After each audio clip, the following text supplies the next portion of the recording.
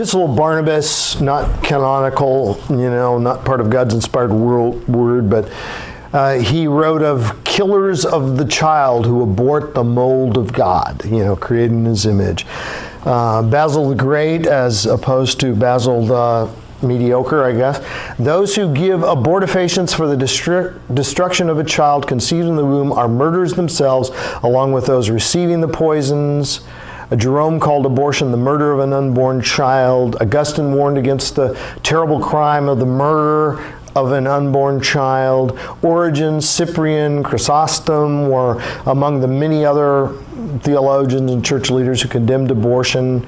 Bruce Metzger says it is really remarkable how uniform and how pronounced was the early Christian opposition to abortion. Sometimes we just appeal to Scripture, and of course it is our primary authority. But church history actually does matter. What people said along the way and what they did along the way matters. So Roman Catholic leaders have consistently upheld the sanctity of human life.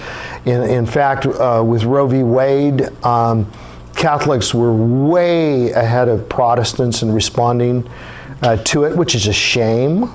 Really, Francis Schaeffer did some of the pioneering work among Protestants, and even in the late 70s, 6 years or so after Roe v. Wade, when a lot of Catholics, birthright groups were already forming, and Catholics were organized to protest abortion, and Protestants were pretty much doing nothing. That radically changed in the 80s. Things just turned, and then more in the 90s, and more steadily. The March for Life.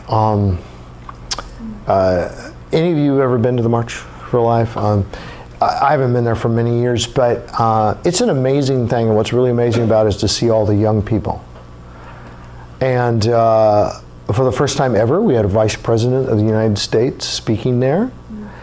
But we also had a guy that has become a friend of mine over the last few years, who is an NFL player.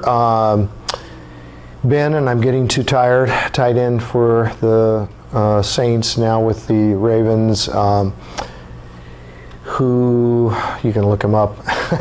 But anyway, he spoke, and he's got an excellent book called Under Our Skin, Ben Watson. But Ben spoke, and oh my word, is powerful what he said. God just spoke through him, I thought, and Pence was great too. And that March for Life, what will really touch your heart is seeing the young people. There was a few years back where it felt like the pro-life movement was dying of old age, and that's not true anymore. There's so many young people who are being brought in. Anyway, John Calvin said, "The fetus, though enclosed in the womb of its mother, is already a human being, and it is a most monstrous crime to rob it of the life which it has not yet begun to enjoy." Karl Barth, the unborn child is from the very first a child. It is a man and not a thing, not a mere part of the mother's body.